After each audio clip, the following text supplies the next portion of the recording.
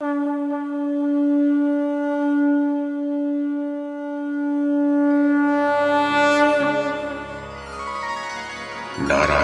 नमस्कृत्य नरं चैव नरोत्तमं देवीं सरस्वतीं व्यासं ततो जयमुदीरयेत्।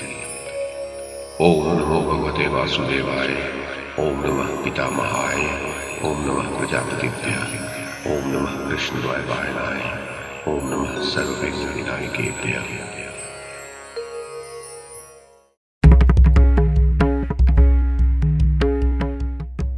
नमस्कार। महाभारत कथा श्रृंखला में आपका स्वागत है।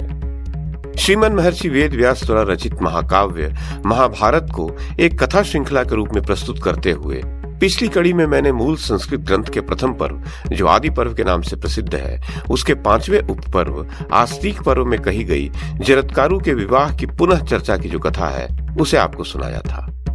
अब इस कड़ी में इसी आस्तिक पर्व में जरत्कारु के गृह त्याग और आस्तिक के जन्म की जो कथा कही गई है उसे मैं कमल किशोर आपको सुनाता हूं।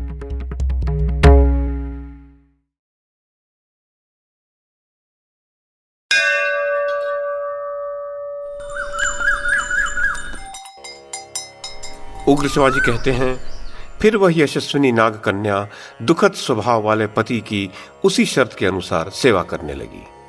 वह श्वेत काकीय उपायों से, दर्शकों को मैं बताऊं कि श्वेत काक में श्वा, एत और काक हैं, जिसका क्रमशः अर्थ है कुत्ता, हरिण और कौवा। श्वा जोड़ एत में पर रूप हुआ है। तात्पर्य कि यह कुतिया की भांति सदा जागती और कम सोती थी, हरिणी के समान भय से चकित रहती और कौवे की भांति उनके इंगित अर्थात इशारे को समझने के लिए हमेशा सावधान रहती थी। तो वह श्वेत काकी उपायों से सदा पति का प्रिय करने की इच्छा रखकर निरंतर उनकी आराधना में लगी रहती थी। तदनंतर किसी समय ऋतुकाल आने पर वासुकी की बहन स्नान करके न्यायपूर्वक अपने पति महामुनि जरत्कारु की सेवा में उपस्थित हुई। वहां उसे गर्भ रह गया, जो प्रज्वलित अग्नि के समान अत्यंत तेजस्वी तथा तपः शक्ति से संपन्न था। उसकी अंग कांति अग्नि के तुल्य थी। क्रमशः जैसे शुक्ल पक्ष में चंद्रमा बढ़ते हैं, उसी प्रकार वह गर्भ भी नित्य परिपुष्ट होने लगा। तत्पश्चात एक दिन जरत्कारु ऋषि कुछ खिन्न से होकर अपनी पत्नी की गोद में सिर रखकर सोए हुए थे। वे सो ही रहे थे कि सूर्यास्त का समय हो आया। ऋषि पत्नी ने सोचा कि पति को जगाना धर्म के अनुकूल होगा या नहीं। ये बड़े कष्ट उठाकर धर्म का पालन करते हैं। कहीं जगाने या न जगाने से मैं अपराधिनी तो नहीं हो जाऊंगी। जगाने पर इनके कोप का भय है और न जगाने पर धर्मलोप का। अंत में वह इस निश्चय पर पहुंची कि ये चाहे कोप करें, परंतु इन्हें धर्मलोप से बचाना चाहिए।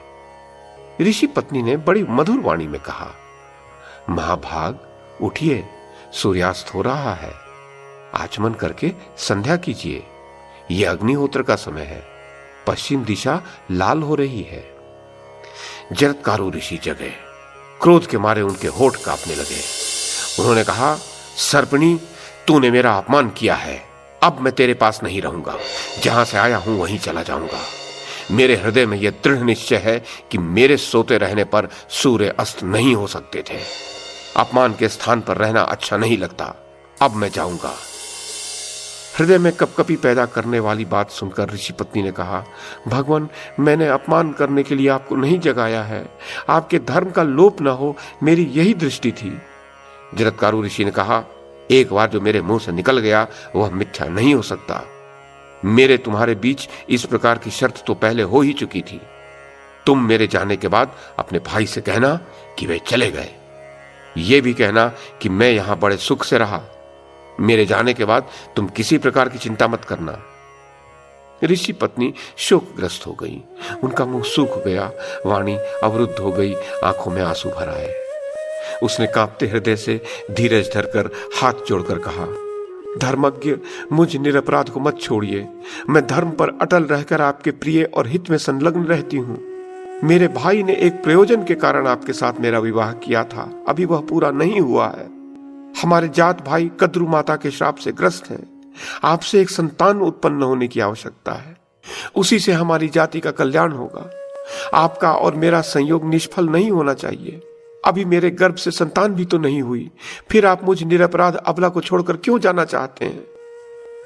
पत्नी की बात सुनकर ऋषि ने कहा, तुम्हारे पेट में अग्नि के समान तेजस्वी गर्भ है, वह बहुत बड़ा विद्वान और धर्मात्मा ऋषि होगा।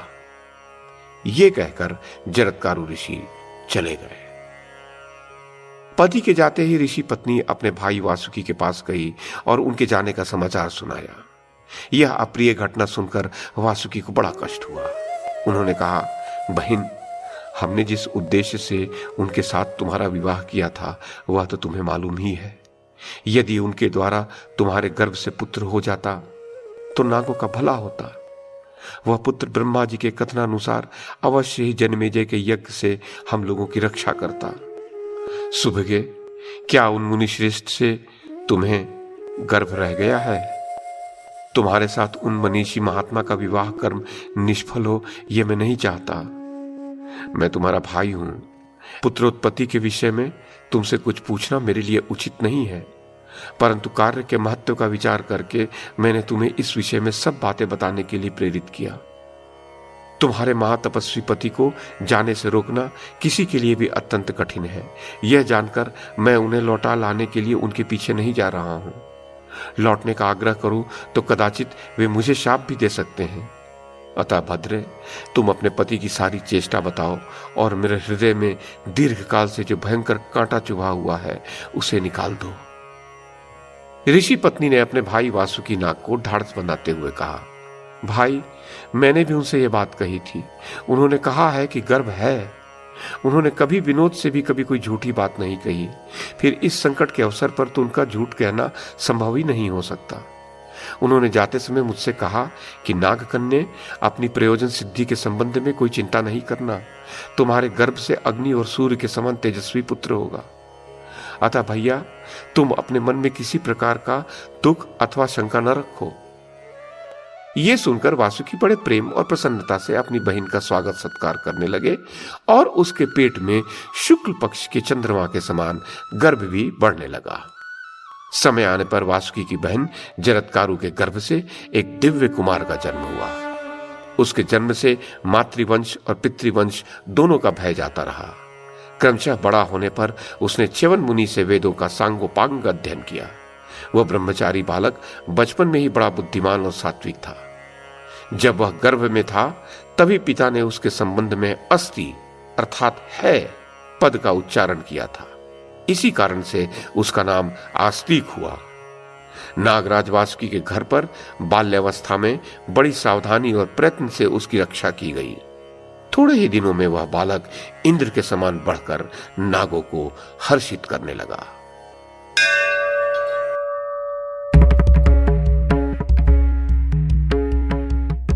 तो ये थी आदि पर्व के 5वें उपपर्व अर्थात आस्तिक पर्व में कही गई जरत्कारु के गृह त्याग और आस्तिक के जन्म की कथा। इस कड़ी में बस इतना ही। अगली कड़ी में इससे आगे की कथा सुनाऊंगा। YouTube के माध्यम से महाभारत की कथा को एक श्रृंखला के रूप में प्रस्तुत करने का हमारा ये प्रयास यदि आपको सराहनीय लगा हो तो कृपया इस कड़ी को लाइक और शेयर करें, चैनल को सब्सक्राइब करें और बेल आइकन को दबाएं। साथ में अन्य लोगों को भी देखने के लिए प्रेरित करें। धन्यवाद और नमस्कार।